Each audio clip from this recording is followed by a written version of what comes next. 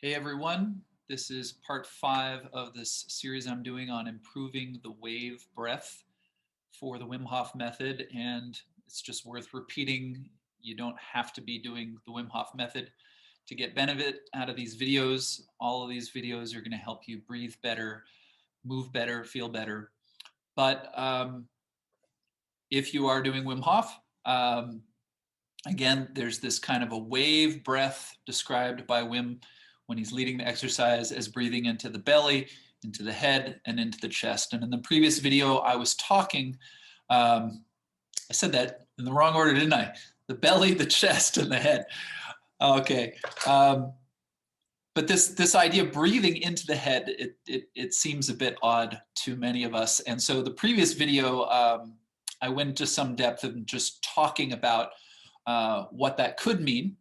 And today I want to give you, again, a bit of a Feldenkrais process where you can begin to experiment with the head movements in relation to the seesaw breathing, which is the Feldenkrais process that I've made at the center of most of these videos, but it bears a lot in common with the actual wave breath that you do when you take 40 breaths, 30 breaths, or 40 breaths, and then you hold your breath when you're doing the Wim Hof Method.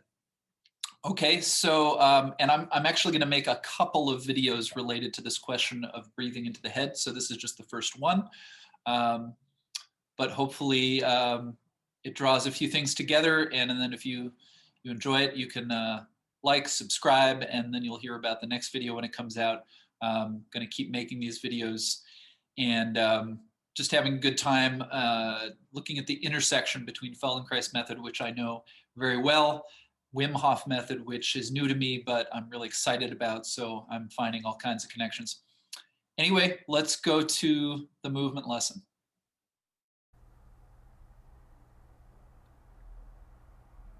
Begin by lying on your back and go ahead and bend your knees, stand your feet. Maybe just take a moment to make sure that you've found a good distance between your feet that feels comfortable and stable for you. And then each time you breathe in, think of breathing down into your belly. You don't have to expand your belly to the greatest degree you can immediately. Just with each breath, think of breathing downwards as if you were breathing down below your belly button. And as you do that, pay attention to the contact of the back of your pelvis on the floor. Just feel that maybe in a subtle way that the breath can begin to move your skeleton. And gradually allow this movement, this rocking of the pelvis, where it's as if you're reaching down away from your head with your pubic bone, reaching back a little towards the floor as well. Allow that movement to gradually become an action that you're making through the musculature. And you can just begin to gently roll your pelvis down away from your head and then let it come back. And as you continue going, you might actually begin to make this movement on the exhale instead of the inhalation.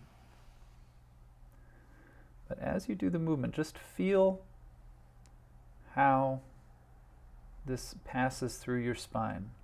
As the pelvis rolls down, the spine can be pulled downwards. Allow your chest to be soft.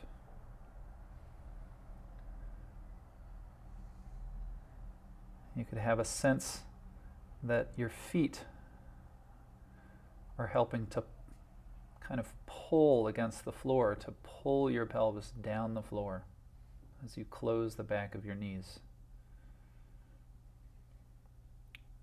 But again, bring your attention up to the top of your spine now and just feel, does your chin come down towards your chest every time you roll the pelvis down and away? If that's not already happening, just begin to look downwards every time you roll the pelvis down the floor, as if you're trying to see where it's going. Now, you could have your eyes closed, but just think of looking down your front. Great. And now take a rest for a moment. And then feel how you could kind of grip the floor with the back of your pelvis, and you could begin to roll the pelvis upwards. It's as if you're using your pelvis to push the floor beneath you down away from your head, but the result is that your pelvis rolls up and your low back flattens, and this movement too passes up through your spine. See how your head could tilt back a little bit. Your chin could be moving away from your chest. There's a way that your shoulder blades could be, in a sense, just gently engaging the floor as if to help pull you up the floor. And now alternate between rolling the pelvis up and rolling the pelvis down. And think of, again, the soles of your feet, the back of your pelvis, your shoulder blades, and feel how the pressure as it moves up and down the back of your pelvis.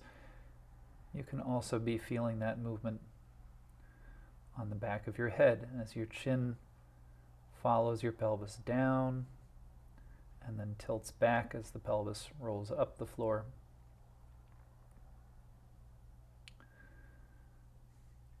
So pause for a moment, and then when you come back to this same movement, again, include the eyes. So as the pelvis rolls downwards, think of looking down with your eyes, and as the pelvis rolls up, think of looking up into your forehead, as if you were making this movement because you were trying to see in those directions. And now, stop for a moment, open your eyes, and look at the ceiling. Just find a spot on the ceiling directly above you. Begin to rock the pelvis up and down once again, and you can allow your head to move, but see, can you continuously look at the same point on the ceiling? So your chin can go towards and away from your chest, but you're focusing your eyes on that one place. Just notice how that changes the feeling in the neck. The movement doesn't have to be the same size. If this creates a feeling of some drag on the movement, well, just make the movement smaller. Stay within the range of comfort. But now go back to moving your eyes with your head to look down as the chin goes towards the chest, and look up into your forehead as the head tilts back.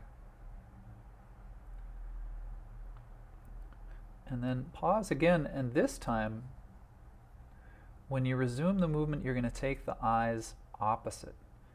So that means as you roll the pelvis downwards, look up. And as you roll the pelvis up the floor, look down. And just see, what is your head doing?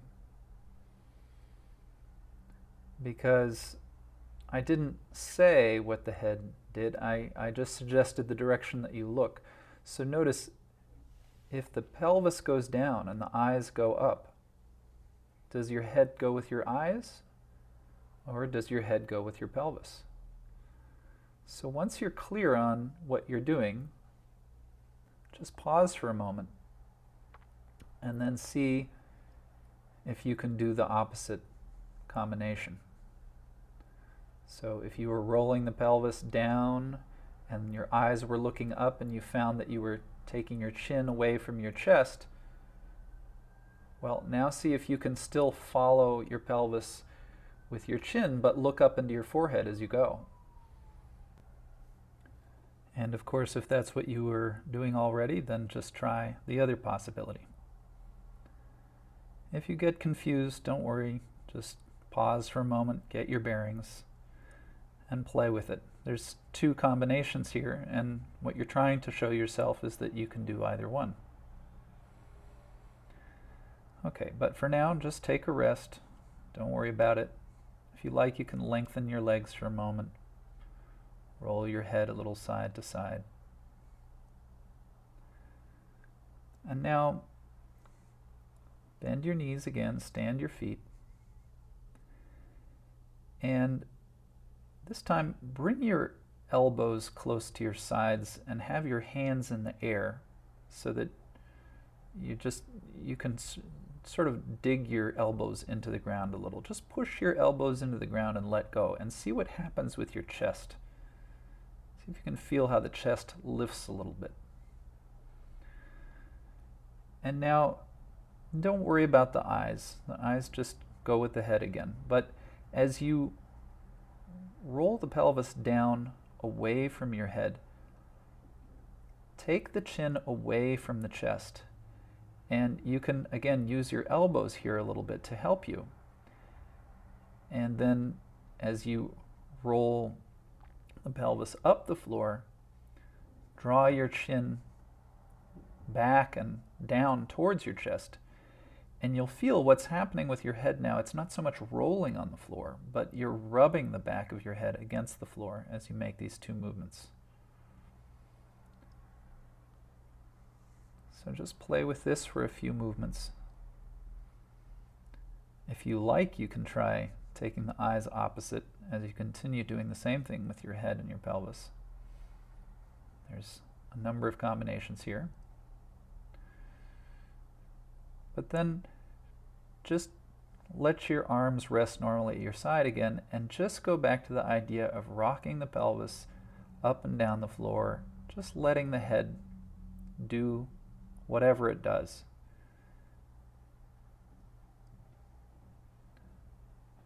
So just find out, what does your head do naturally here? Okay, and stop, take another rest. More variations are possible than even this, but I think this is good enough for now. But before you end, if you remember the previous videos with the seesaw process, you might try alternating expanding your belly and expanding your chest back and forth. Again, there's a number of ways you can do that in combination with your breathing cycle, but just feel how expanding the belly, expanding the chest, it's also a skeletal movement, even though you might imagine it as a sort of an internal movement within your torso. But feel how the pelvis can rock and feel how the head can move. And then if you are a Wim Hof practitioner, you can also take some of these same ideas into your next practice with the wave breath and just see, how does your head respond? And if you're thinking of breathing into the belly, breathing into the chest, breathing into the head, what have you maybe discovered through this process about the movement of the head and how that might relate to the sense of really drawing the air up into the head, creating that kind of lightheaded feeling that Wim Hof talks about? Just see if something about that whole idea is a little more clear to you after this process. And there'll be another video like this coming soon where you can take it a bit further. But for now, thanks for watching, and see you soon.